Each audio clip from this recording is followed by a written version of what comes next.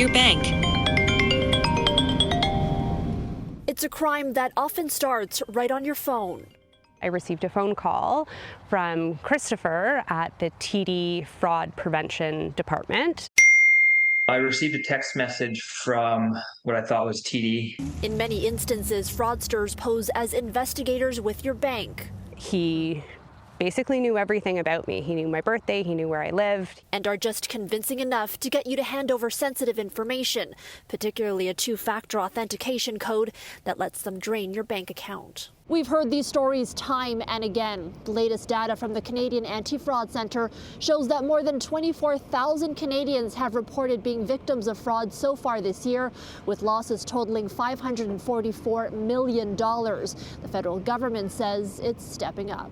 Budget 2025 will introduce Canada's first ever national anti-fraud strategy. Finance Minister François-Philippe Champagne announcing new measures in October. Fraud is an issue across sectors as fraudsters increasingly use text messages, emails, and social media to target victims. Ottawa says the first step will be amending the Bank Act to require financial institutions to better protect consumers. Among the proposed amendments, a requirement for banks to have policies in place specifically for consumer-targeted fraud, to allow consumers to adjust things like transfer and payment capabilities and disable features on their accounts in case they become compromised, and to collect data on fraud and report it annually to the Financial Consumer Agency of Canada.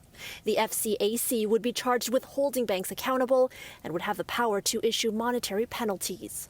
I welcome the new changes. Again, the devil's in the details, so it will be very interesting to actually read through the legislation line by line and then see how it would actually be enforced. Are there administrative monetary penalties for failing to protect victims as well? Ottawa is also aiming to create a new financial crimes agency. It would act as the lead enforcement agency for financial crimes. Cybersecurity expert Ritesh Kotak says at the moment it's up to the fraud victim to report the crime separately to the bank, the police, and the Canadian Anti-Fraud Centre. Essentially what it is, it's bringing all the stakeholders under one roof, eliminating the red tape and allowing for the sharing of information. Canadians will have to wait for some time, however.